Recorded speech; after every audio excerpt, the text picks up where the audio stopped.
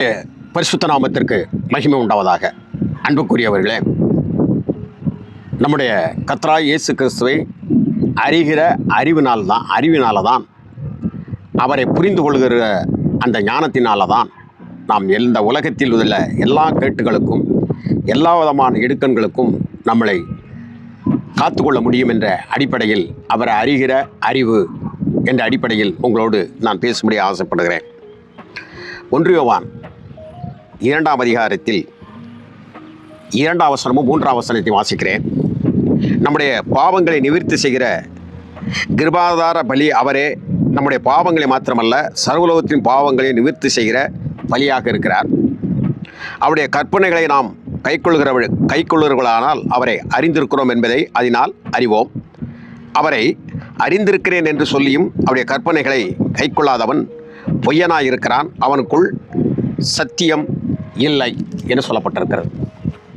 நன்றாக தெரிந்து கொள்ளுங்கள், தேவனை ஒருவன் எப்படி அறிந்து கொள்ளலாம்?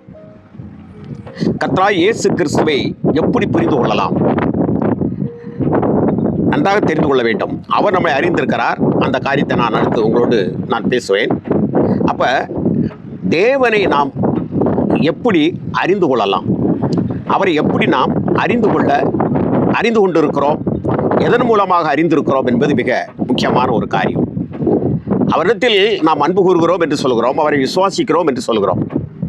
இந்த உலகத்தில் இருக்கக்கூடிய அநேக நியாய கேட்டுகளுக்கு தப்பித்துக் கொள்ளாமல் தான் இன்றைக்கும் அநேக நபர்கள் அவரை அறிந்திருக்கிறோம் என்று சொல்லுகிறார், அதாவது அவரை விசுவாசிக்கிறோம் என்று சொல்கிறவர்கள், அவரை விசுவாசிக்கக்கூடியவர்கள், ஆலயத்துக்கு வருகிறவர்கள், இப்படிப்பட்டவர்கள்லாம் எந்த நிலையில் இருக்கிறார்கள் என்றால் தங்களுடைய தீய கேட்டிலிருந்து அவர்கள் விலகாமல் இருக்கிறார்கள் என்பதை உங்களுக்கு நான் சொல்லும்படியாக ஆசைப்படுகிறேன். ஆகவே அவரை அறிந்திருக்கிறேன் என்கிறவன் இந்த உலகத்தில் அவன் படுகிற பிரயாசங்கள், அவனுடைய எல்லா விதமான காரியங்களுக்கும் இந்த ஆதாம்னால் உருவாக்கப்பட்ட அந்த ஏதேன் தோட்டத்திலிருந்து வந்த அந்த மாபெரும் அந்த ஆதாமும் ஏவாளுடைய குடும்ப சூழலை அவர்கள் செய்த அனைத்து காரியங்களின் மூலமாக பலவிதமான பாடுகள் இந்த உலகத்தில் மீறுதல்கள் வந்து கொண்டே தான் இருந்தன. யாரை நீங்கள் எடுத்துக்கொண்டாலும் தேவன் தெரிந்து கொண்டவர்கள் ஒவ்வொருவராக தெரிந்து கொள்கிறார். சலப்பிரளயம், அந்த நோவாவினுடைய பெருவெள்ளம் அந்த வருகின்ற அந்த காலத்தில் கூட அவர் அநேக நபர்களை அவர் தெரிந்து கொண்டு தான் வந்து கொண்டே இருந்தார். அதில் மாற்று கருத்து எதுவுமே கிடையாது.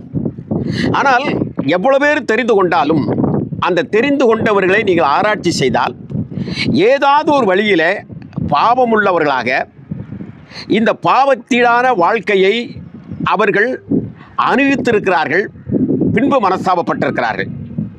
இந்த சூழ்நிலையை அறியும் பொழுது ஒரு மனிதனுக்கு என்ன வருகிறது? இப்போ ஏனோக்கு எடுத்துக்கொள்வோம். அவன் 65 ஆண்டுகள் ஆகிற பொழுது அவன் குமாரத்தையும் பெற்றுக்கொண்டான் என்று பார்க்கிறோம். அவன் 365 வயதிலே அவன் எடுத்துக்கொள்ளப்படுகிறான். அப்படியானால் இவர்கள் என்ன நினைப்பார்கள்? 60 வயது வரைக்கும் அவர் எப்படி வாழ்ந்தார்? அதுபோல இந்த பிராயத்தில், இந்த வாலிய பிராயத்தில் நாம் வாழுகிற வாழ்க்கை எப்படி வேணாலும் வாழ்ந்து கொள்ளலாம் என்கின்ற அடிப்படை ஒரு மனிதனுக்கு வந்து விடுகிறது. அப்படியே நீங்கள் எடுத்துக்கொண்டால் நோவாவினுடைய வாழ்க்கைக்கு நீங்கள் வந்தால் சொல்லுவார்கள், என் தகப்பனார் கூட சொல்லியிருக்கிறார் ஒரு விசை, இந்த மது போதை அதிகமாக எடுக்கிறவர், அதிலிருந்து அவர் விடுதலையாகி வருகிறார். அப்படி விடுதலையாகி வருகிற பொழுது இந்த தனிக்கல் என்று சொல்வார்கள். அது எப்படி என்றால், சுண்ணாம்பு போடாமல் பனையில் பதினி வரும். அந்த பதினியை மண்டி உறைந்து விடாமல் மறுநாளும் அதை அலசி ஊற்றி அந்த பனையில், இந்த பின்னாலே தெரிகிற பாருங்கள், அந்த பனையில் அந்த கலயம் இருக்கிறதல்லவா, அதிலே வரக்கூடிய பதினியை குடித்தால் பன்னீர் தண்ணி போல பார்ப்பதற்கு மிக நன்றாக இருக்கும், இனிப்பாக இருக்கும். அது ஒரு ராஜ போதையை தரக்கூடியதாக இருக்கும். அப்பொழுது அதை எங்கள் அப்பா ஒரு சொல்லுக்காக சொல்லுவார். அவர் ரட்சிப்பு ஊழியம் செய்ய ஆரம்பிப்பதற்கு முன்பதாக, இது ஒரு கலப்படமில்லாத ஒரு திராட்சரசம், புளிக்காத திராட்சரசம். அன்றைக்கு எல்லாரும் குடித்தார்கள். அதுபோல் நானும் அதை சாப்பிடுகிறேன் என்று சொல்வார்கள். நல்லா யோசித்து பாருங்கள். இதுபோல நோவாவினுடைய வாழ்க்கையில் சில அறியாமையினாலே சில நிகழ்ச்சிகள் நடந்து விடுகின்றன. அப்பொழுது நாம் என்ன நினைக்கிறோம்? அவர்களெல்லாம் குடித்தார்கள் அல்லவா என்று சொல்லுகிற ஒரு நிலையை நாம் பார்க்கிறோம். இப்படியாக வேதத்தில் தொடர்ந்து ஆபிரகாமுடைய வாழ்க்கையை அறிந்து பார்த்தால் அவர் பொய் சொல்லியிருக்கிறார் என்ற ஒரு கணக்கு வருகிறது. தாவீதினுடைய வாழ்க்கை இப்படி மக்கள் ஒரு சாக்கு போக்கு நம்முடைய முன்னாலே இருக்கக்கூடிய பரிசுத்தவான்களை சொல்வார்கள். பேதுரு மறுதலித்தானே, அவன் ஆண்டவருடைய கட்டடத்திற்கு மூளைக்கல்லாக இருக்கவில்லையா, ஆண்டவர் தலைக்கல்லாகவும் அந்த மூளைக்கல்லாகவும் வரவில்லையா என்று குறிப்பிடக்கூடியவர்கள் ஏராளமும் தாராளமும் பேசக்கூடியவர்கள்லாம் இருக்கிறார்கள். சில ஊழியர்கள் தவறான உபதேசங்களை உபதேசித்து பின்பு தேவனே அவர்களை ஒரு தண்டிக்க வேண்டிய ஒரு நிலை வருகிற பொழுது, பிசாசுக்கு ஒப்புக் கொடுக்கிற பொழுது, அந்த ஊழியர்களுக்காக அந்த ஊழியர்கள்ட்ட இருக்கக்கூடிய பணங்களை தாங்கள் கைப்பற்றிக் கொள்வதற்காக அல்லது அவர்களுடைய விசுவாசிகளை கைப்பற்றிக் கொள்வதற்காக எத்தனையோ பொய்யும் புரட்டலும் கிண்டலும் நையாண்டியும் பண்ணி பேசக்கூடியதை இக்காலங்களில் யூடியூப் மூலமாக நாம் பார்க்கத்தான் செய்கிறோம். இது மனிதனை அறிகிற அறிவு மூலமாக அதற்கொரு நாம் என்ன செய்கிறோம் என்று சொன்னால், அந்த காரியத்தை உள்வாங்குகிறதுனாலே ஏதாவது ஒரு வழியிலே நல்ல காரியங்கள் இருந்தாலும் பெரும்பான்மையான சூழ்நிலைகளிலே நாம் வழி விலகி போகக்கூடிய ஒரு நிலைக்குள் காணப்படுகிறோம்.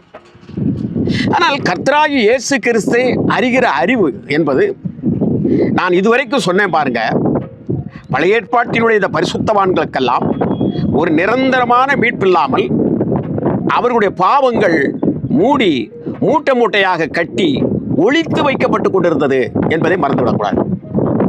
எவனுடைய பாவம் மூடப்பட்டதோ, எவனுடைய அக்கிரமத்தை எண்ணாதிருக்கிறாரோ என்ன அந்த இடத்துல மூடி இருக்குது. அந்த அந்த பனை, அந்த நடுப்பனை இருக்கு இல்லையா, அதுக்கு கீழே மூடி அங்கே வச்சிருக்கேன், நான் பிதைச்சு வச்சிருக்கேன், அங்கே பதிச்சு வச்சிருக்கேன். சில பொருட்களை பிதைச்சு வைப்பாங்க இல்லையா.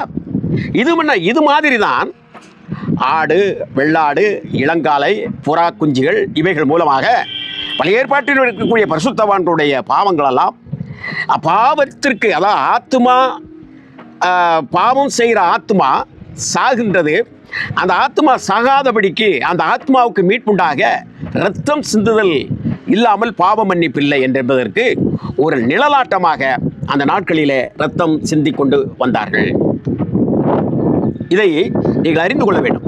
பரிசுத்த வேதாகமத்திலே வாசிக்கிறோம், பழைய ஏற்பாட்டிலே.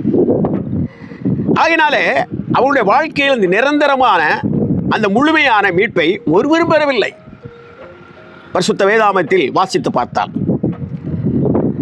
இந்த அனைத்து பாவங்களுக்கும் கர்த்தராகிய இயேசு கிறிஸ்து ஒரே பலியினாலே அவரே இந்த உலகத்தில் மானிட ரூபம் எடுத்து அவர் பலியானார். அந்த பலியானது என்ன செய்தது என்று சொன்னால், எல்லா பாவங்களையும் அது மறைத்து வைப்பதல்ல, மூடி வைத்திருப்பதல்ல, இனி எண்ணக்கூடியதல்ல, மாறாக முதுகுக்கு பின்னாலே எரியப்பட்டது, திரும்பி பார்க்கப்படாதது, மறைக்கப்பட்டதில் மாற்றமல்ல, மறக்கப்பட்ட பாவம்.